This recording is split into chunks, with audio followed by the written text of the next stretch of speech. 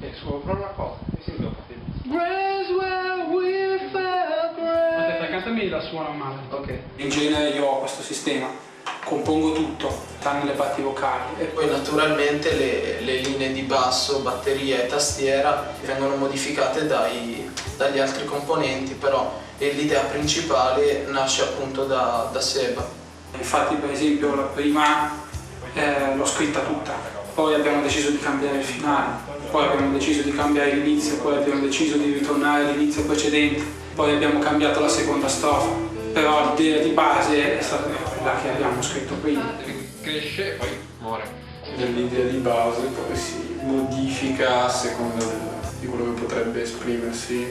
Esatto. Appunto da una parte di basso, da una parte di batteria, da un Anche giro di accordi può nascere tutta un'evoluzione che stravolge l'idea principale, insomma.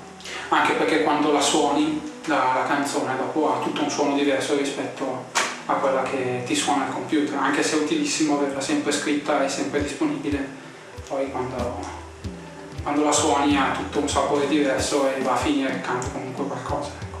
Le canzoni vengono scritte da Seba, revisionate da Alex, sistemate da tutti gli altri, e io quando siamo in sala a provare sperimento con mano le mie parti e le modifico pian piano finché non diventano qualcosa di solido e sicuro. No, in genere al momento di suonarla nessuno la sa bene, come dovrebbe, diciamo così. Poi vabbè, mano a mano che si va avanti le idee prendono forma.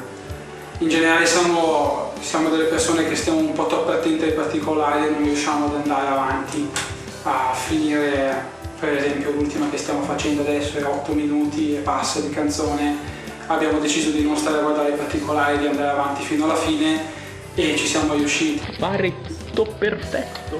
E purtroppo questa attenzione ai particolari all'inizio è un po' intralcia un po'. Invece poi quando è il momento della registrazione, ad esempio la bonus track che abbiamo visto, l'attenzione ai particolari, anche se pur minima, fa la preziosità di una. Le finiture, come hai detto, bisogna mettere alla fine. Quando è finita la torta si guarnisce la ciliegina. L'esempio del cibo va sempre bene. Sì, assolutamente.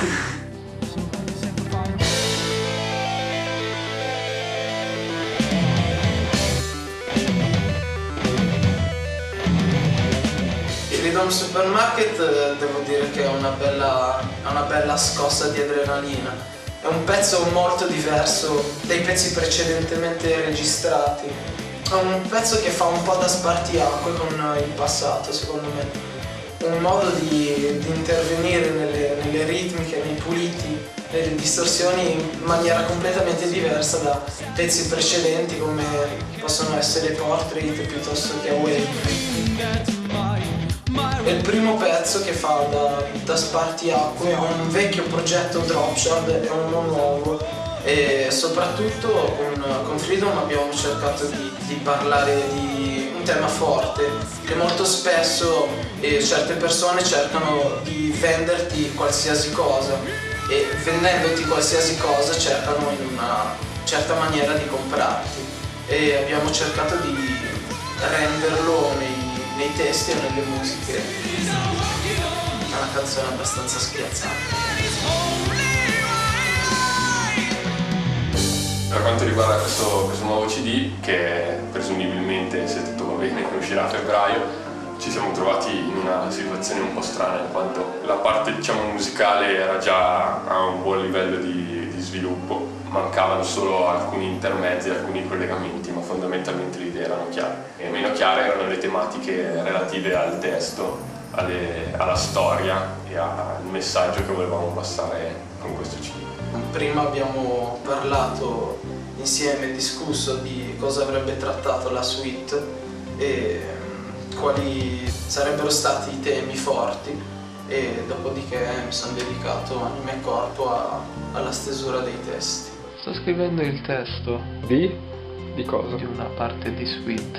Ci siamo quindi trovati a dover, diciamo così, costruire una storia che potesse adattarsi a quello che la musica già stava dicendo.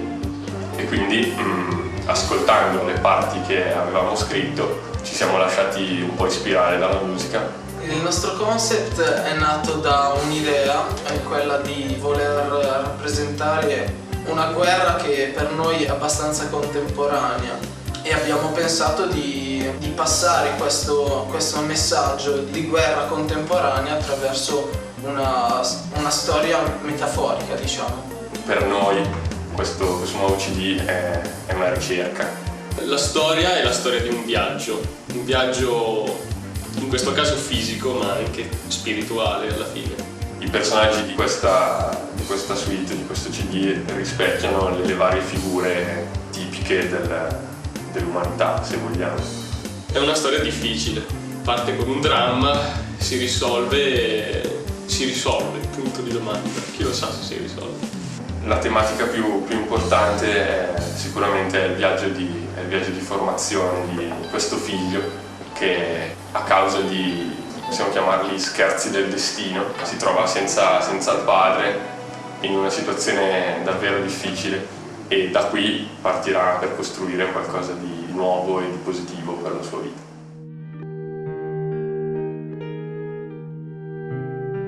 Il mistero, non lo so. Ci si può aspettare di tutto nella storia, cioè di un gruppo, nella musica, può succedere qualsiasi cosa.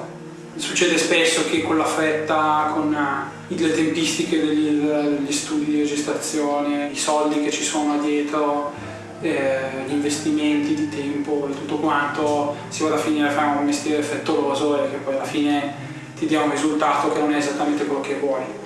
Se ce la facciamo, comunque il nostro prodotto sarà ben visto, sarà ben ascoltato più che visto da diversa gente, allora sarò ancora più contento. Sarò ancora più contento se poi riusciremo ad andare a suonare all'estero, andare in giro, ma questo è più un sogno, diciamo.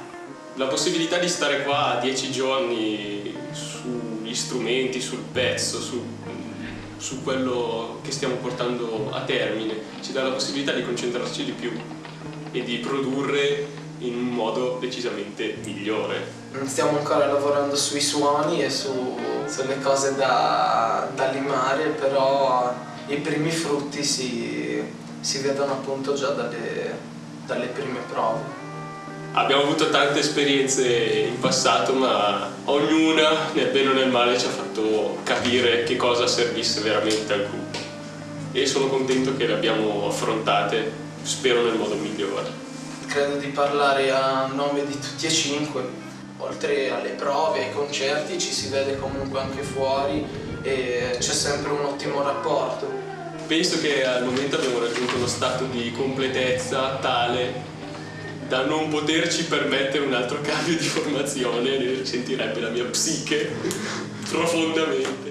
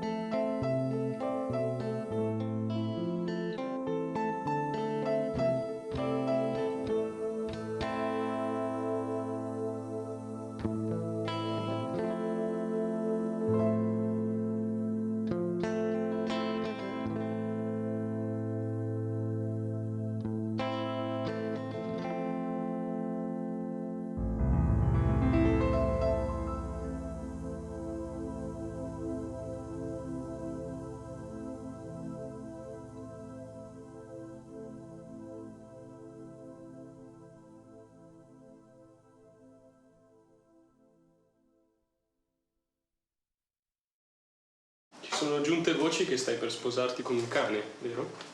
È assolutamente falso, volevo smentire questa notizia, non mi risulta affatto, anche se provo una forte attrazione per un Doberman svedese.